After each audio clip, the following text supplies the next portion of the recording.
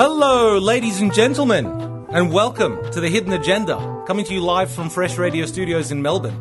And I've just realised that I decided to do that bit on the intro on our first show and haven't done it since then. I'm Thanasi. I am Tony. And we've got another show for you today. Yes, we do. I'm just sorry. That's all right. Just fiddling with the computer. Tony's just unprepared today, man. Hey, you also started. I got it done. I got it done. The computer you have is faster than the computer. I don't know about that, man. I got to navigate 4 separate computers here. Yeah, they're all together on the one screen, though. Well, sort of. Sort of. All right, okay. Never mind. Is it good? Hang on. No. There's some other people. I started the watch party, and now there's other people. Who are these people? These aren't us. It's almost like we haven't done this 8 times already, or 7 times, whichever show this is. I don't know who these two... What? Hang on. Oh, no, what's going on? Hello, mystery people. I'm leaving my own watch party now. I'm out. No. Have you ever left a party that you started? I don't think so. I've certainly wanted to, though. I've definitely had parties where there's a bunch of people over, I'm just like, can everybody just go home? I want to go to bed. Yeah, right. But you can't. You can't kick them out. No, it's not. Hang on, what's going on here? This is good. This is quality material right here. Vamp. Do some vamping. What's vamping? It's where you just fill in for an incompetent member of the of the team. Yeah, the problem with that is that relies on the other person also not being incompetent. That's true. I'll vamp for you, you vamp for me. Alright, we'll vamp for each other. Yes. What's that sound like? Because I reckon that sounds more like silence than anything else. It does. This scrolling is terrible. Oh yeah, the scroll wheel on that mouse is done. Alright, hang on. What? You're going to have to use the scroll bar. We're also running out of intro theme. Come on, Tony. Hang on.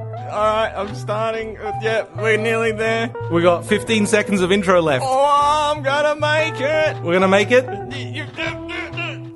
8, 7, 6. I'm gonna look at. There's 5. gonna be us on the big screen. Yes. Nice. On 2 seconds. Nice. Very nice. Whew. That was intense. That was good. That was the most intense intro. That was like one of those interstitials on that show 24. Yeah. You know, where it does the tick. It's like the terrorist planting the bomb, the cops running towards the informant, you know that? Will the mouse scroll down? Yeah. I think what happened is I scrolled, and it scrolled past our watch party into like a pre-recorded watch party. Like one of the previous shows, And then I shared that to all my friends of just another show, and they're not going to know what They're not going to know what's going on, yeah, no. No. Why don't we jump into it? All right, let's do that. Let's jump into it with item number 1 on the agenda. Yes. I want to talk about people that are at an age where they should have at least somewhat developed soft skills, but absolutely do not. I've often had the thought about this because and I've just like some people learn soft skills. Yeah. Others don't. Yes, that's true. But I often wonder, like, is the equivalent the same with hard skills? Is there a human out there who's just never learnt to walk? And is walking? Yeah, I guess it's a hard skill. Is it a skill though? Well, babies don't have it. It depends how you define a skill. It's something we all learn to do. Assuming they're perfectly physically capable of walking, of course. Yeah. I don't know. Like, I feel like the people that couldn't learn to walk probably got naturally selected out of the gene pool. But I just want, because like as far as development goes, most human development starts with hard skills. Yeah. And then you move on to the soft skills. Yeah, true. And at some point, that development for some people conks out. Yeah, it does. But I'm just much earlier than others for some. I was wondering if that ever happened back in the hard skill phase. They just stopped learning skills necessary to survive. Yeah, I didn't figure out how to blink. That was just something that... I've constantly got dry eyes. I have to manually move the lids with my fingers because that skill is just, for some reason, I just never required the skill of blinking. I feel like blinking is a bit autonomous. Well, but I understand your point. Yeah. Can you imagine someone walking up to you going, "Excuse me," and just peeling an eyelid down and then back up manually? I have to remind myself to do this. I just never developed the skill like other people so easily do. There are some people that I feel... Okay, so there's a phrase that I like to use for people that are not particularly intelligent, let's say, which is to say that they need to be reminded to breathe. Yes. Yeah, and I feel like that fits in nicely. If you needed to remind someone to blink or breathe or, Yeah. But that's always fascinated me about, like, why is it only the soft skills that sometimes fall down in development? I guess hard skills are fairly teachable, whereas soft skills are learned through experience and a lot of mistakes. Yeah, I guess. So I suppose you don't develop the soft skills if you're not exposed to the situations where you would need them. Yeah. Very much, right? I suppose. But you would imagine, for example, that by 20-some years old, for the most part, people would know how to interact with other people in such a way that didn't cause the other people sort of distress or concern or anything like that. And I'm talking in general conversation, not if you're telling them something distressing or concerning. Yeah. Right? And further than that, it's some of the things people think, some of the wildly amusing things that people think they can get away with, that they absolutely cannot. Right? Yes. And a lot of my experience in this area actually draws from interviews, right? Job interviews, in the sense that, because I'm involved with interviewing, so I'm an interviewer. Right. And specifically for younger people, right? For sort of graduates, interns, and that kind of thing. In several of my jobs so far, I've sort of been involved in this kind of area. And some of the things that I've heard as an interviewer just defy belief. Right. So they said the person has told something to you. And you've gone, in what universe, on what planet do you come into a job interview and say that and genuinely expect to not only have a job afterwards, but that you come across as a reasonable or functional human being? Like, it's just like the first thing you need to do in a job interview is convince them that you're a stable human.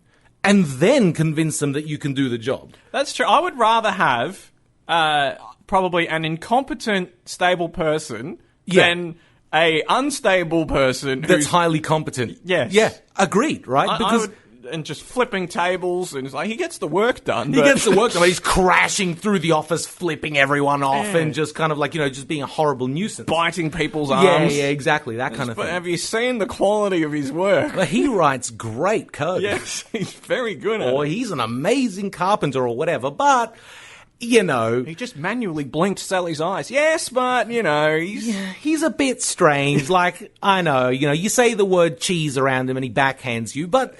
it's kind of like, we take that, because he does great work. He does great work. I wouldn't. No. Would you? No, I wouldn't. Exactly. I would rather a team of incompetent, pleasant boobs. Yeah. Than deal with that. So, but I think you're right. Like, and that's why I think the interview is important. You're establishing whether the person's going to fit in, I think, is a big part of it. Exactly. And also, just as an aside, the difference between an interview for sort of professional work and part-time work, I used to be afraid of job interviews when I was going for a job at Woolies. That used to be a very stressful thing. The Woolies job interview is nothing compared to like a technical job interview where you're spending 3 hours in a room trying to convince someone that, no, you do in fact know how to write basic code, right? And they're sitting there drilling the hell out of you. Like, the Woolies job interview is just like, can they breathe on their own? Will they not swear at people at the drop of the hat? And it's all just like, what can he pick up a box? Customer is angry, what do you do? Yeah. It's like the customer says something rude. Does he have does he have it in him to just not be rude back? That's it. That's the whole job interview. Anyway, I have a few good examples, but I have an absolute favorite, and this one has just been burned into my mind. Yes. Right? It was just so perfect. So it's an interview for an intern position that I did several years ago now. And it's a software job. And so, generally speaking, software and tech companies are pretty loose on like the clothing stand, like the dress standards and stuff like that. Like a t-shirt and shorts is generally a t-shirt and jeans, for example, would be pretty acceptable in an interview for a place like this. But this kid shows up all suited up and all this kind of thing. But that's probably their parents who are not used to that, telling them, you got to. My dad lost his mind when I told him I went to a job interview in a t-shirt and jeans. He's like, "You did." not. You did what? And I'm like, yeah, I went and I got the job. And he's like, and he just couldn't fathom. You kids these days, yeah. His head was shaking. He's like, Yeah. oh, what? Oh, it is unbelievable to him, yeah. But I guess on the other hand, like, you're better off being overdressed than underdressed, right? That's true. So, you know, no one's going to be like, that kid's weird because he showed up in a suit. They're just going to be like, well, his dad probably told him to Would wear it a have suit. been worse if he showed up in a toga? Yeah, probably. Yeah, see, so probably. better to be exactly. overdressed. He did better. So far, not bad. Kind of thing. Then, but as soon as he walks in the door, he's got this kind of cocky thing about him. He's got his chest out, you know, he's kind of like, he's got the wrong attitude right from the start. Yeah. You know, he's walked in there and in his head, he's already got the job. Right. You could tell that just by looking at him. Just the way he shook my hand and the way he introduced himself. I'm like, this kid thinks a lot more of himself than I think we'll find is the reality. Right. Right? Anyway. He goes and sits down to wait for us to pull him into the room. I go up to the person I'm interviewing with. I'm just like, this one's going to be interesting. Is there anyone else you want to pull into the room here so they can see it go down in real time?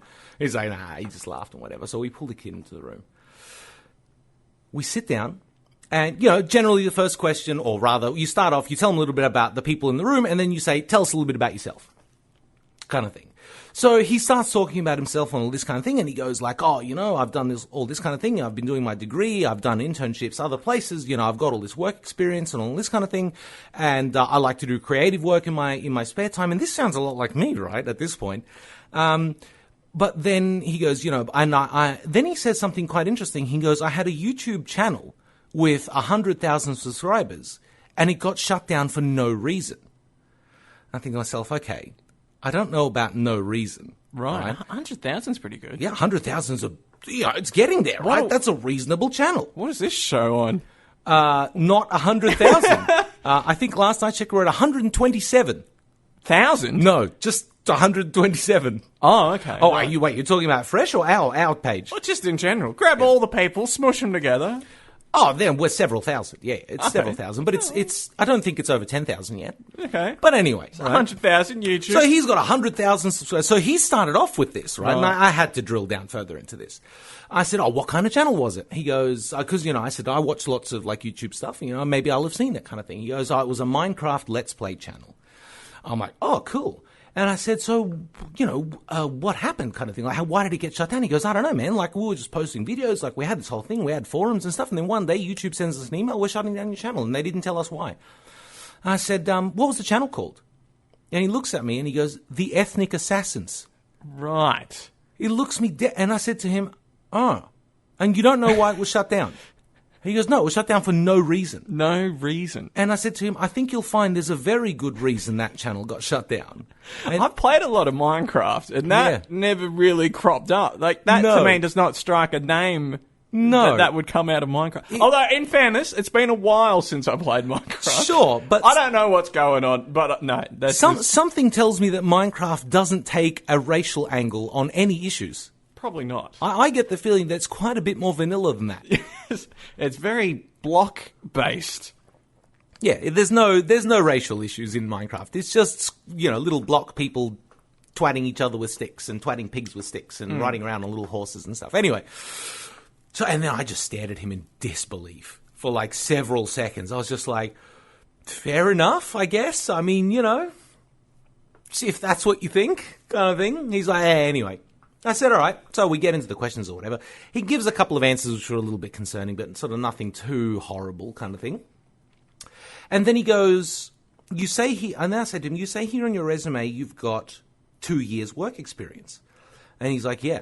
And I'm like, oh, but you haven't listed a company. Sort of where did you get that experience? He's just like, oh, I've been at uni for 2 years.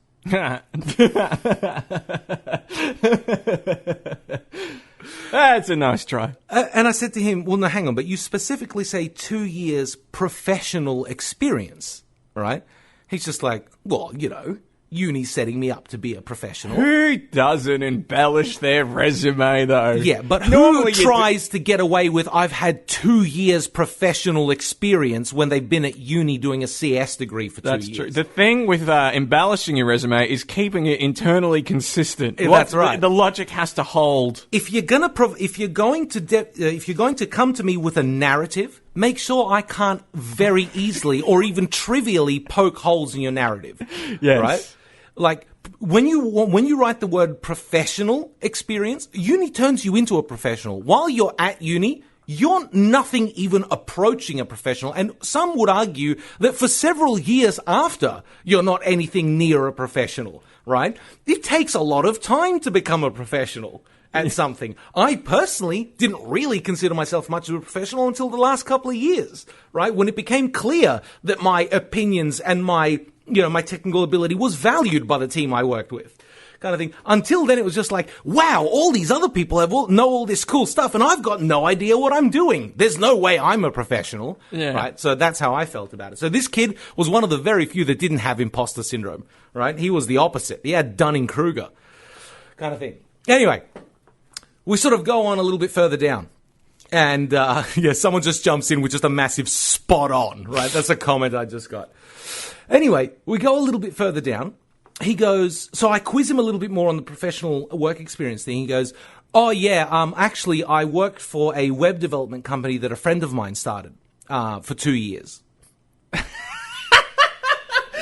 So, is this like the lie just taking a long time to come up from memory to the front? I have no idea what it was, dude, but every time I called him out on something, he would just change the story, right? He goes, I was working at this web development company. I said, well, it's not on your resume. What was it called? He goes, he gave me some name for this company. I was just like, And, your friend, when did your friend start this company? He goes, 5 years ago. I said, so what, your friend was like 16 when he started this professional web development company? He's just like, yeah. I'm just like, all right, how many employees did this company have? He's like, there were 15 employees and had an annual turnover of like $2 million. Do you reckon he sort of figured out at some point he's not getting the job, so I'm just going to just say whatever? I have no idea. I hope so, right? I really hope that's the case. Right. So, and he goes, and I said, and you worked for him for 2 years? And I said, he goes, yeah. And I said, when did you do that? He goes, before I went to uni. And I said, did you teach yourself how to code? He's like, no, I'm just learning it at uni. I'm like, so what did you do at this company? He goes, web developer. Right. So he, as a web developer, before he knew how to code. Before he knew how to code, right? Yeah, fair enough, yeah. Why not? Yeah. I'm impressed. Anyway, so then I'm looking at his resume. I'm looking at him. The person in the room with me is in silent stitches, right? They can't even get a word out. They're breathless, kind of thing. And I just looked at him, and I just kind of went, "You're having me on, aren't you?" Right? This isn't like what you don't actually expect me to believe any of that. And he's just like, well, that's what happened, right? That's what I'm telling you, kind of thing. Anyway, we didn't really press him after that. We just kind of, obviously at that point, he's just a massive no, and we sort of saw out the last few questions and said, we'll let you know, kind of thing. To the dying moments of that interview, he was still all cocky, he was cocksure, and he's got the job and all this kind of thing. But the one other thing that was really funny was that at some point I said to him, okay, so you've applied for the development intern job. He's like, yeah, but I'm not sure if I actually want to do that. And I said to him, so what would you like to do instead? CEO. He's like, oh, well, I don't know whether I'd like to be a BA or a QA or a developer. And he's just all these dumb answers. Anyway, he leaves and he goes, so when will I hear back? And I said, we'll let you know. Kind of thing. Well, I gave him the "we'll let you know." I didn't give him a timeline kind of thing because he was obviously a massive no. And he walks out, and from what I understand, he called a few days later to ask how he went, like whether he needed to go on to. Of course, he was told like no, kind of thing. What are you out of your mind, kind of thing. It just keeps happening. It just keeps happening. Like you get these people that come in. We do like a group exercise, for example, right? In one of these interview steps, is we put 4 of these interns in a room together and we ask them to design like a little game or something. Doesn't that get tricky with steamrolling and? Well, that's the whole point, right? Right. That's the whole. You want to see how they interact with each other. But we had this awesome group. So we gave them all the props. We said, "You've got 45 minutes. Go." And then there proceeded to be 3 minutes of dead silence. absolute silence. You could hear a pin drop. Nobody spoke. It sounded like nobody was breathing in that room. And I'm sitting here thinking to myself, like, even if you don't have very much confidence, wouldn't you at least stammer something out in the vain hope that the interviewer will go, thank Christ somebody said something, and put a positive against your name? Even just restate the problem. Yeah. Say anything. Yes. Anything. Just some words. You know, or the kids that come in and, like, we get them to do a little coding test, and the code was clearly not written by them, because you spend 30 minutes talking to them in the interview before you go on to their coding test. They have no idea what they're talking about. Then you get to their little coding test, they've got 100%. Right? So then you go, all right, cool. Explain what this code does. I don't know. They just say, I don't know, to your face. It's just like, what do you mean you don't know? You wrote it. Right? I was just like, I don't remember. So they might as well say, look, the jig is up. Yeah, they might as well, but they don't. The jig is, well, it's pretty much what I don't know is. The jig is up. Is it though? Thrust out a hand, handshake. I'll catch you later. Yeah, or like the cheeky responses. Like there's one question where they have to design a function that returns a true or false. Doesn't matter what the function actually does. They've got no idea how to implement the function, so they just write return true, so that it'll hit half the test cases. Because the test cases don't test the actual code; they just test the result. Right. So then you go, nice answer, and they go, yeah, I figured I'd get half the marks that way.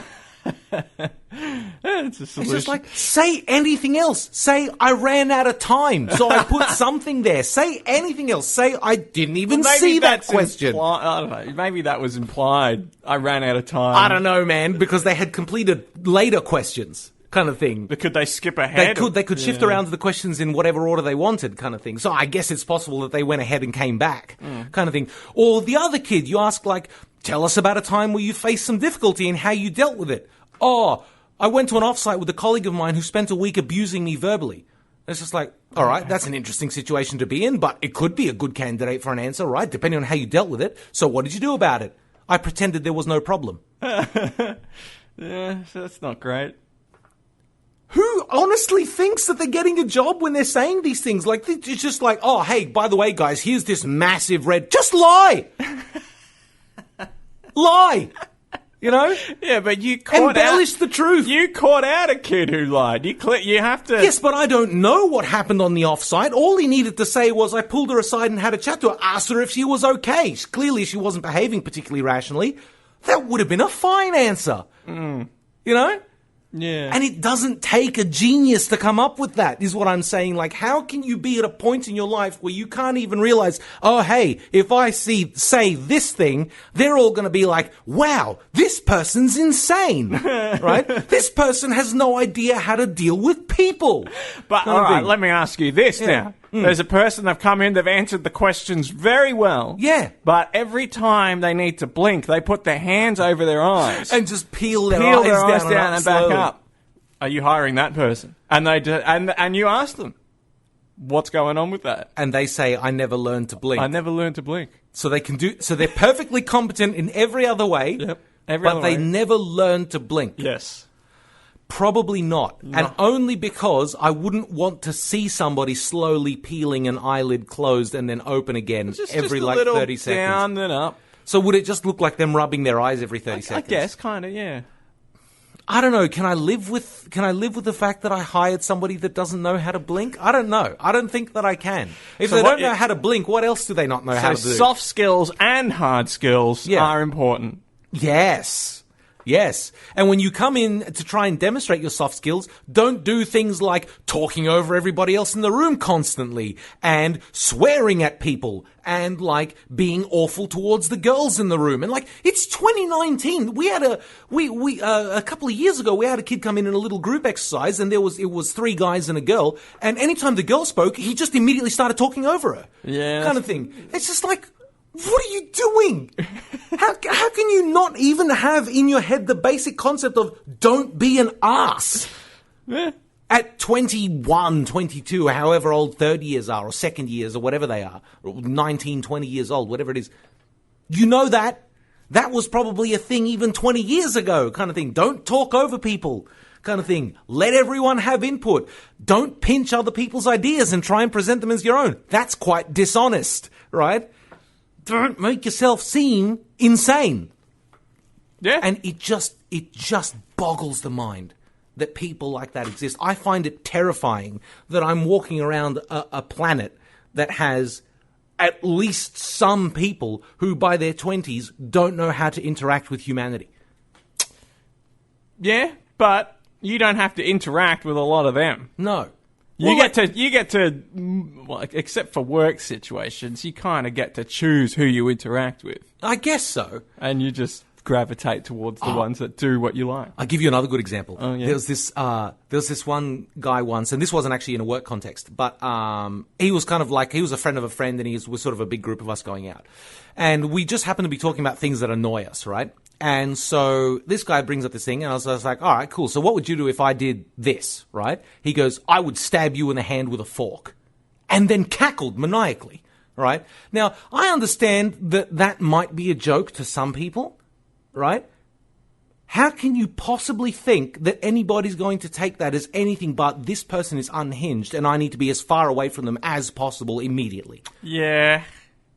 And this is sort of this whole quirky mentality that I've never really gotten on board with. People sort of, my personality is that I'm quirky. Yeah. And you're like, okay, well, your quirkiness is a little off-putting sometimes. Stabbing people, or saying you're going to stab people is not just sort of it's not endearingly quirky. It's violent. It's just straight up violent. That's what I call people in pubs who go around belting other people. I'm like, look at these quirky rascals just... Quirky rascals. King punching everyone. What little utter quirky men. Now that you said people in pubs, a friend of mine, a comedian, Matt Ford, you should look him up. There you go, there's a plug for you. He once described suburban pubs as libraries for crazy people. Yeah. And I think that was a really good... especially having spent time at suburban pubs at like late night on a Friday and a Saturday recently, a fair bit for some reason. Like some mates of mine like to go there.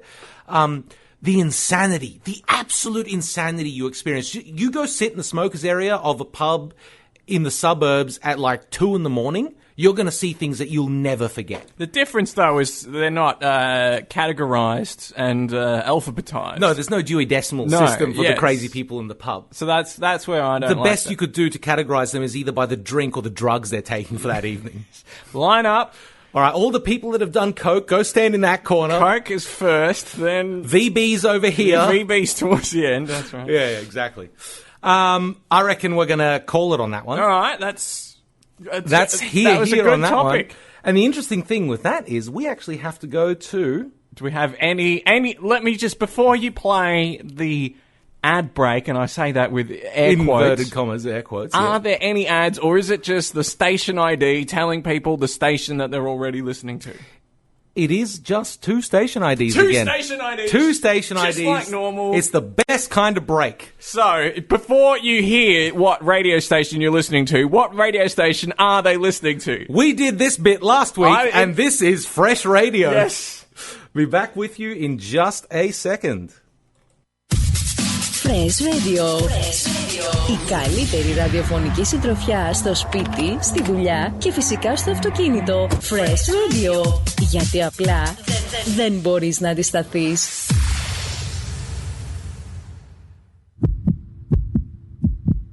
Η ραδιοφωνική καρδιά της πόλης χτυπά μόνο εδώ. Σαν Fresh.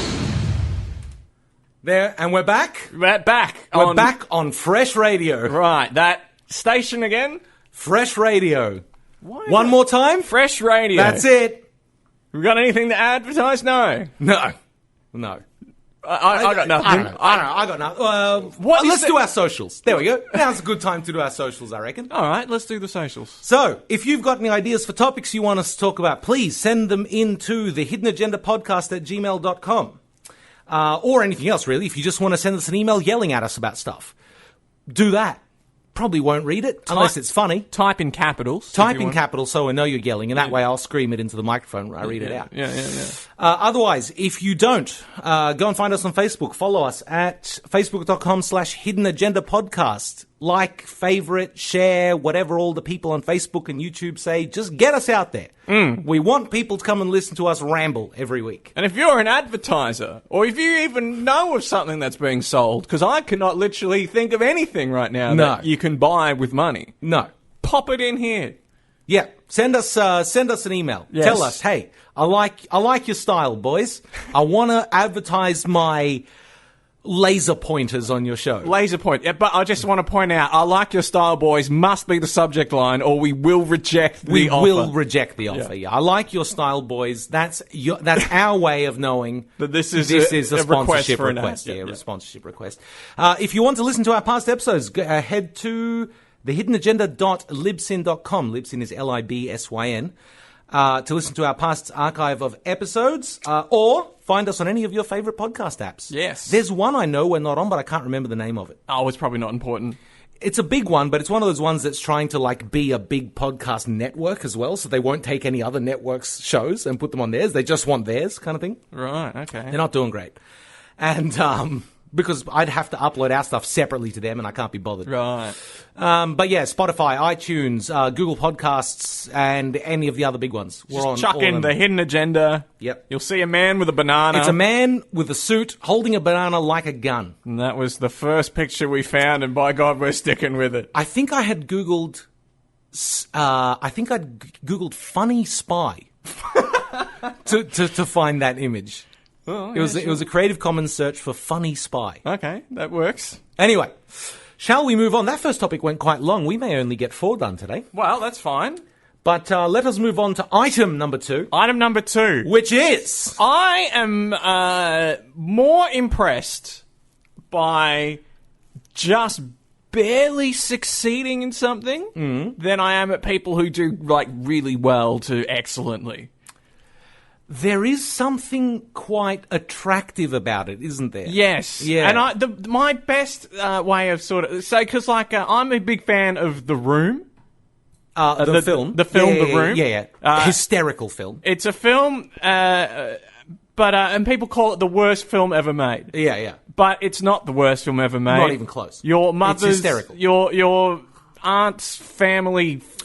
movies. That's the worst film ever made. You running around on a swing set for 3 hours is the worst movie ever made. The fact that The Room is watchable makes it is a pass. Look. And yet it's yes. So that's to me you have there's a failure state, and then you have a success state. And to me, to get so close to the failure state and still succeed, I think is a much more difficult feat than it is to just breeze way past the failure state into excellence. I feel like the reason for that, though, is that generally when someone has a success like that, it's because, if anybody knew that they were going to attempt to do, for example, if anybody that knew Tommy Wiseau that made The Room, right? Anybody that knew him, when he said to them, I'm going to make a dramatic film, right? I imagine most people would have gone, that's going to be a disaster. Yeah, well... And the fact that it didn't turn out to be is what makes... The film itself is a disaster, but the thing is, it's so bad it's rolled over into so bad it's good. Yes. Right? It's very watchable in a kind of ironic way. Yes. Right? And so nobody would have... Because the man's clearly made millions off it. I mean, to this day, there's screenings of that film, right? I don't know if he's... Yeah. He must have. It's an absolute cult film. It would have taken a very long time, but it's a cult film now, It right? is, yes. So he's made money on it. He has to have, yes. kind of thing. But it's impressive because beforehand, everyone would have gone yeah, all right, Tommy wants to make a movie. And because, the odds were completely against him, and yet somehow he made it. Yes. Yeah. I think that's why it's so attractive. Whereas somebody, if someone said, Francis Ford Coppola's making a new film, people would go yeah, that's probably just going to be awesome. When it makes $200 million, they're going to be yep, that's a Francis Ford Coppola film. To me, the best analogy is actually Guitar Hero. Oh, yeah. So, Guitar Hero, you got a string of buttons or notes coming down. You have to hit them on your guitar. Yeah. If you hit every single one of them on time, perfectly, 100%. It just means you've spent too much time playing Guitar Hero. But also, so if you fall under 50% at any point, it'll cut the song off. It'll go, nah, you did too bad a job. You were pulling you up here. Yeah. So I reckon it would be harder if you... Oh, it would be way harder to come in right on 50%. It would be. Yeah, it would be. Because you'd have to actually count the notes. You'd have to precisely get half of the note, and if you mucked up and got one fewer note, you'd drop into... and that would be that would be failure. So you'd be literally teetering on the verge of failure the entire time. And that, to me, is where the impressiveness comes from. I'm very impressed at that. That would be a hell of a feat. If you told me you did a uni course and you got 98... Yeah. You probably knew what you were doing. If you got 50, they say P's get degrees, but there's a fine line between 50 and 49. It's a very fine line. And if you straddle that line, I'm impressed that you managed to take that ethos and really succeed. just make it a total reality. Yes. We used to have a thing called a pass conceded. I don't know if they've got that at the universities down here, and they did get rid of it from the university I was at. But a pass conceded was you were close. So I think a pass conceded was between 49 and 49.9%. Right. You got a pass conceded. Now, that meant that counted as long as that subject wasn't a prerequisite for something else. They would just kind of give you a pass on it. And then if you got between 47 and 49 and 48.9, you would get another go at the test. You'd get a supplementary exam kind of thing. But then they got rid of those, right? Then they got rid of those. And it turns out there was like one kid that was like forever falling into that mid 49% range that just started failing everything every semester. You were only supposed to get, they wouldn't let you graduate if you had more than 3 pass concededs. Right. Anyway. So he would often get a PC and then get a sup exam and then generally bring himself just over 50%. Like he'd just do a little bit better. Hang on, so later on. he was intentionally not... I don't know if it was intentional or not. I have no idea. Right. I did meet him. He wasn't the brightest, but I don't know, right? Okay. I don't know for sure, but like every semester without fail, like one subject, he'd get a supplementary exam. Okay. Kind of thing. And Well, to me, that's a bit more impressive than... To be able to nail that 2% window for a sup exam at least once every semester for 4 years, that's pretty impressive. As I said, there's a fine line, like, 49 and 50, huge difference. Yeah. 97, 98, I'm not... It's all just high distinction. Yeah, whatever. It's all just high distinction. I'm not that impressed. But, the Tommy Wiseau getting so close to failure and succeeding is just what I think makes that film brilliant. Yeah. And then you go, people say, I get so annoyed, you've got to see this film, it's good. I haven't got time for good. There's a lot of good out there. Give me almost disaster. Hollywood. Give me beautifully mediocre. Hollywood has nailed good. Yeah. They could pump out good on a lazy day. Yeah. Well. They could. I suppose if they had enough money and the right director, they probably could. They could. Yeah. Anything that gets a credit sort of result. They've done it enough times, I guess. Yeah, true. So, but that was just all I really had to say on that. Well, that to feel me like is the more impressive thing to do. I find a similar thing with some albums, like music albums, right? Is that, have you ever listened to an album where half the tracks roughly, or ideally, exactly half the tracks, are awesome, and then the other half is just unlistenable crap? No, I've never, not that sharply. Not that sharply? No. Because there's often the case where there's like one great track or one really terrible track or something like that, right? Yes. Or one or two of each. A lot of those. I've listened to a handful of albums over the years, which is just like about half, maybe one or more less than half the tracks on the album were fantastic. I really like them. And the others were just rubbish. And I thought to myself, clearly these people know how to make good music, right? Half of this album is excellent, yes. Right? What went wrong?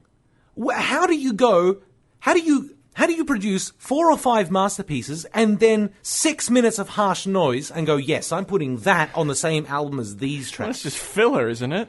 Is it though? Yeah, we need an album. We got 6 good tracks. Do we write 6 more? Nah, just filler. But what if Filler up. there was one particular case where it was the second half of the album was terrible? Yeah. The entire second half was all crap. So why not just release a 32-minute album instead of 70 minutes? You know? Yeah, I don't know. What's the point of the rest of this? You don't need it. But it's kind of like, it's impressive in the sense that, like, you know what you're doing, and yet also at the same time, you equally suck at this. You know? Yeah. Well, maybe that just shows that they don't know what they're doing. Maybe. They Maybe. got lucky. They got lucky for half an album. And then they got unlucky for the other half. Maybe. Just guessing. Yeah. Oh, this sounds vaguely like music. Let's give this one a go. Chuck it on. Chuck it on. Here. Here. The next topic I want to talk about, let me just quickly have a look at the thing to make sure I've got the right one. Yes, I do.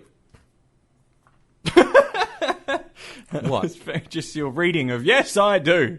Yeah, well, I didn't read it off anyway. As if putting to bed any doubts that he might be reading out the wrong topic right now. I do, in fact, have the correct topic to talk about now. Yes. So I said a couple of weeks ago that printers are the most hateful piece of technology on Earth. Yeah. I've revised that opinion. Oh, okay. It's Bluetooth. Ooh, okay. Because Bluetooth is great when it works. The problem with that is that that's approximately never. There is always, when I get back at my desk at work and I put my headphones on and I pick up the phone ready to play, there's that slight trepidation of, I hope this comes through my headphones. And not just blare out of my phone. Yes. Yeah. And there have been, a few times where, no, it's gone out of the phone. I don't know why. Everything's on, but... No, it just didn't want to talk. It's such garbage technology. It's shortwave radio. We've been doing this for so long. How can it possibly be this impossible to use? And I don't know whether it's like the software implementation on phones, and like my phone seems to be particularly crap at it, right? But like, the idea is, when you turn on the Bluetooth on your phone, it's supposed to just do a quick poll to see if there's any devices that it knows about, that it's got saved, and connect to them, right? And there'll be some priority list or whatever. That works approximately 10% of the time on my phone. Half the time it just goes like, I'll connect this one. It does this really annoying thing where it'll pull the device that it recognizes out of the previous devices list into the currently active devices list, but it's not actually connected to it. It's identified that it's in the vicinity and that it's broadcasting. It's not connected, right? And then you go, sweet, it's active. Bang. Phone starts blaring out some weirdo music that I'm listening to, because I listen to weird music. And it's kind of like, you're scrambling, you drop your phone, it's blaring out some like, I don't know, techno fused with Middle Eastern music or something, right? And you're just like, it's embarrassing, kind of thing. It's just like, and then of course that's when you flub everything and you make a total hash of it. Then it's just like, God forbid you go within 6 miles of power lines, tram tracks, public phone booths. They all have Wi-Fi routers in them now. Can't walk within 10 meters of those. Bluetooth won't work. Someone gets a phone call across the street, stops working. It's just like, what? How can we possibly? It's been 30 years. They started working on Bluetooth in 1989, right? 1989 is when they started working on Bluetooth, and to this day it doesn't work. Well, that's quite I don't have... It wasn't formalized until like 1996, but they started working on it in 1989. I've had issues where it's just sort of dropped out, but now mine's all right. But I don't know whether that's the headphones have picked up a new firmware update, or I don't know what's going on.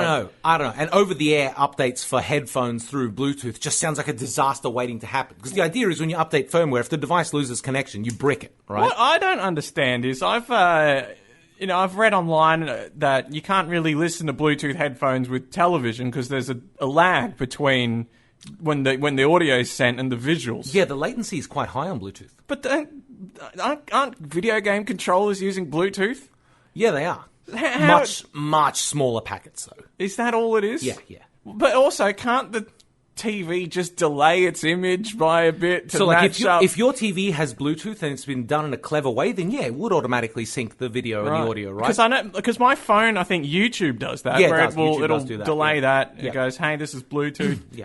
So you need sort of a few milliseconds delay. Yeah, no. But the controllers, they're sending like barely any information, right? So it goes very quickly kind of thing. Whereas when you're trying to stream audio off these things, and the protocols are total insanity. Like if you read about like the streaming codecs and the protocols they use and the handshake and all the security implications, you think would think we'd be in a state after 30 years where some random idiot couldn't just hijack your Bluetooth connection, right? But nope. There was a vulnerability described 3 months ago in the latest version of Bluetooth that isn't even public yet. Right. Some researchers got Bluetooth 5.1 and said, that bit won't work, kind of thing. How? And fix it, or get rid of it. Yeah. I'm sick of Bluetooth. We've got Wi-Fi things in these phones everywhere. Just use Wi-Fi to do it. Put a second little low-power Wi-Fi chip in there and just do Wi-Fi connections. Anything else, please, for the love of God, just not Bluetooth. So, that must mean that for Christmas, the thing you would want the least would be a Bluetooth printer. Yes. That would be... if somebody handed me a box with a Bluetooth printer in it, one of two things would happen. If there was an open window in proximity, it would be going out the window. Otherwise, it's getting thrown right back at them. It's just like, in giving me this, what you've said is, I don't like you very much, and I'd like to see you suffer for the next 3 hours to get this thing to work. Worse than that, my dad bought a printer, which, Wi-Fi, Bluetooth, whiz-bang, whatever. Slowest printer I've ever seen on Earth, by the way. Slower than some 80s dot matrix printers I've seen. Yeah, well, they're doing dots, though. Yeah. Yeah, but what I'm saying is it's slower than those. Yeah. Yeah. The dots on a modern printer are much smaller. Well, yeah, but, all right. It's not the point, Tony. I'm just saying. And the point with this thing is that it had a facility where you could connect your phone via Bluetooth to the printer so that you could print documents right off your phone. Now, I don't see why that couldn't just be done by hooking your phone up to the same network, but anyway. Right? Anyway. I attempted to print, it was about a 1.5 megabyte PDF off my phone. Now, 1.5 megabytes is trivial to transfer, even over Bluetooth, right? This thing has more bandwidth in a second than that kind of thing. It took 15 minutes to transfer a 1.5 megabyte PDF from my phone to that printer before it even started printing it, and then it took over 1.5 minutes to print 3 pages. That's a document every 16 minutes. Yeah. I mean, come on. That's efficient. You've got a good piece of technology there. I guess God. Another reason to hate Bluetooth would be that it is, I guess, the cause of every smart device failing. Well, but even existing. Yeah. Like smart salt shakers or smart rubbish bins. Anything that needs an app connection, yeah. Yeah, anything that is smart and it doesn't need to be that smart. It's just Bluetooth. What would a smart rubbish bin tell you? I listened to this. Is it a real thing? Yes. Oh, no. Basically, you throw stuff out, it will scan the barcode of the stuff you've thrown out and add it to your shopping list. I can't... Yeah, no. I don't need that. I don't need that at all. No. I don't know if anyone... Who thinks they need that? I don't know. I mean, people who look around at their house and go, this house is too stupid. This house is too stupid. I need a smarter house. I cannot stand the idiocy in this house. My bin is just a bin, I guess. Yes. It's just a bucket where I throw crap that I don't want anymore. I want the things that I have to talk back to me when I talk to them. Can you imagine being so sad and alone that you need a house full of devices that chat to you? Hey, Ben, what is the status? Full, take me out. Nah. You're not smart enough to take yourself out, are you, Ben? It's just like your microwave sends you a text message at 9 o'clock, like it's getting a bit late. You think you want to have something to eat? Yeah. Like, what's going on, buddy? Come on. Yeah. You're not my mother, microwave. No. I reckon that's it. That's it? Here. Here. And I reckon we've only got time for one more topic today. Well, we'll see how long this one goes. Yes. All right. What do we got? Item number 4. Is it? 3. Really? No. Hang on. No, 4. You're 4, right. Yeah. Item number 4. So I was just thinking, a rug salesman. Yeah. Selling carpets. Yes. There's probably a non-zero number of people coming in to buy a rug to dispose of a dead body. Yeah. It won't be much over 0. No, but it's not non-zero. It's not 0.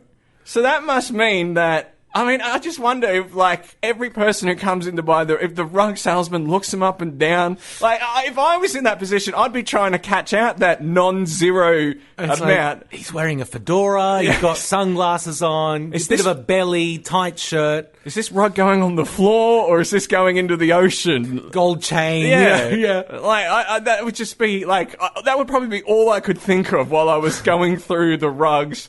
Pointing out the right, and then especially he turns around and goes, it needs to be at least 2 meters wide.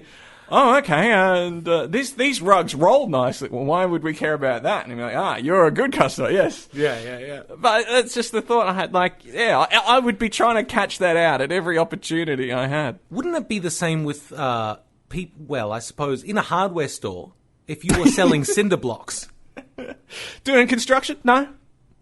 Just need some cinder blocks. How many? Just 2. Just a couple. Yeah. What would you do if you were working at Bunnings and a well-dressed, portly gentleman comes up and asks for 2 cinder blocks? If I'm working, you'd still sell them to him, right? Probably, yeah. Because then he might need 4. But yes. And if I didn't, then he'd probably just go somewhere where they beat it by 10%. Funny. As soon as you said rug sales, do you remember a franchise called Rugs A Million? No, I do not remember this franchise. I don't know whether it was a Queensland thing. It possibly was just in Queensland. Anyway, excuse me. There was this. It was a shop called Rugs A Million. It was a franchise. It had sort of several stores around Queensland, and they were having a closing down sale for about 15 years. Right?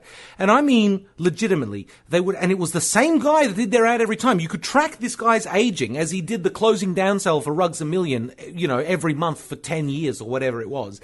And it was just and it was one of those ads with the flashing fluoro colors and the big, poof, big star wipe effects with the now only $200, right? In Queensland, you're never going to sell a rug to somebody who needs it for a body because they bought them all 15 years ago when Rugs A Million started shutting down.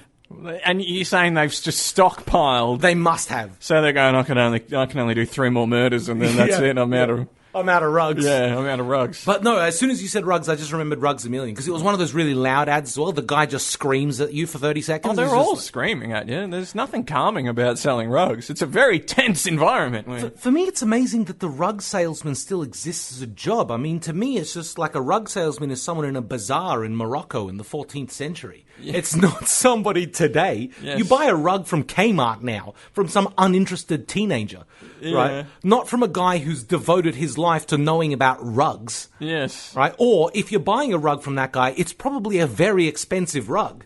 Well, no, he slashed the prices because he's crazy. He's closing down, and he's crazy, yeah. Crazy closing down. But maybe they get into it. Maybe it's the salesmen who are doing all the murders. And that's why they're getting into the business. So they've just got a lot of rugs around the place. And they're crazy because, they're about to snap, man. They're about to snap. I can't do it, man. Just gotta get me the rug. This customer is driving me mad with these relentless questions. Yes, it goes on the floor. Yes, you roll it up. It's got a pattern on it. What more do you need from me? It's not much to it. It's what size is it? Do I like the pattern? That's it. How much does it cost? Maybe. How much does it cost? Yeah. Maybe. You might not even care about that. You might not. Yeah. Is it hand-stitched by... No, who cares? No. I just had a great product idea. Oh, yes? For the non-zero people that are going to buy rugs for rolling up corpses. Yes. Plastic caps. Oh, for your rug. That you can put on the end of the rug once you've rolled it up. Oh, yes. Yeah. So you have those. There's no good reason to buy those unless you're trying to conceal something in the rug, right? So then the guy comes in and you ask him, would you like these rug end holes protectors? Right. What would you call them? Yeah, rolled up rug end holes protectors. Yeah, or something, yeah. Something maybe a little bit catchier, a little bit pithier. Yes. And if they say yes, you go, well, I'm going to have to call the police. It's just a trap product. It doesn't actually exist. You just ask them if they want it. You have one example made, you can demonstrate it, and then you go, we don't actually sell these, it's a trap. Yes, you're going to jail. You are going to prison. What if he then turns around and says, but I merely intended to roll up several $1 million worth of jewelry. It's just like, use something else for that. You're still going to jail. Yeah, I guess, yeah. Is it illegal to put... It's not illegal to store things in a rug. No. It's unorthodox. Generally, the kind of things that get stored in a rug are the result of something illegal, though. Right. Oh, how about this? You get a rug, right? And it's got like a Bluetooth chip in it. So that when you dump the rug into the ocean. It calls the police. Well, yeah, that, but I mean, I'm thinking more, this is for the 0%, not the non-0%. The non-zero, yeah. If someone starts moving that rug, you know to get the hell out of town. It beams. But I mean, knowing Bluetooth, you'd probably be arrested, and then it's like, hey, someone's found your rug. Like, damn it, Bluetooth. You should have sent that message sooner. Matthew, our colleague, actually, who's sitting right outside the studio at the moment because he's coming on next, says, what about a Bluetooth rug printer? That's a strange... I mean, a rug printer's an interesting... That's probably doable. Yeah, rug printer's a cool idea. Well, I imagine the loom that makes a rug is more or less looks like it's printing a rug because it'll just do it from one end to the other. And then you just sort of upload an image and say, do this. Make a rug that looks like that. Yeah. Anyway...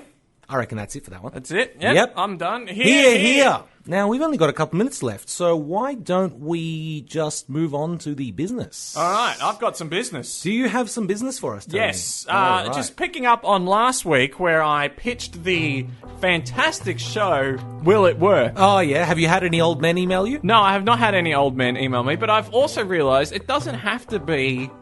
old, because I was marrying new technology with old people. Yeah. But you can marry old technology. Do the other way. Yes. Get in a 20-something, teenager, whatever. And get them to drive a steam train. Or I was thinking, even just ink blot, quill, piece of paper. Write a letter. Write me a letter, and I'm going to read it at the end of the episode. See, Have you ever tried to write with a fountain pen? No, I don't know. It's hard. Well, I can imagine. It's hard to do. It's probably even harder with a quill. Well, yeah, I imagine. But, I've tried to write with a fountain pen. It's like, you get the idea of what I'm trying to do, but it's all smudged, and there's, big blotches where I've rested the pen for, more than 3 microseconds, and, it's just horrible. Kind of thing, yeah. So how much old stuff could we get and get young people to use old stuff? Well, that's what I was wondering. It's steam trains, and that would be an expensive That would be an expensive one. That'll be once we become millionaires. But there is a lot of technology that, we don't know how to, is falling out. And that, I don't know how to do that anymore. Do you know, I think, what the terrifying thing would be about that? What? Is that there is technology that we would be familiar with that kids 10 years younger than us aren't. I was talking to a friend of mine who was babysitting someone. I think the kid was 8. And he asked him, do you watch television? And he's like, yeah, I watch YouTube. And he's like, but what about just regular TV? Yeah. The kid had no idea. No idea what he was talking about. What do you mean? What is terrestrial television other than just ads now? Yeah, but he's like... but he didn't know what it was. I know Netflix, I know YouTube. This other thing... the phrase regular TV just meant nothing to this child. Or what about, I imagine, for example, if you showed a kid 10 years younger than us, a cassette player or a VCR or something like that. I mean, I know, I've seen videos online of they get some, 12, 13-year-olds and show them a cassette, a VHS cassette. They've got no idea what it is. What is this? Yeah. Kind of thing. Can we not do that? Because that would make me feel terribly old. Well, we'll go back further. Ink blots and further even, back. Even where you got to stamp the letter with the, you get the hot wax and you put the mark on it. Yeah. Even that. Just old technology that no one needs to use anymore. Anyway, I like it. Are we? I like it. And I think we're out of time. Oh, all right. So thanks for listening, ladies and gentlemen. I've been Thanasi. I have been Tony. And this has been The Hidden Agenda. Ciao. Thank you very much.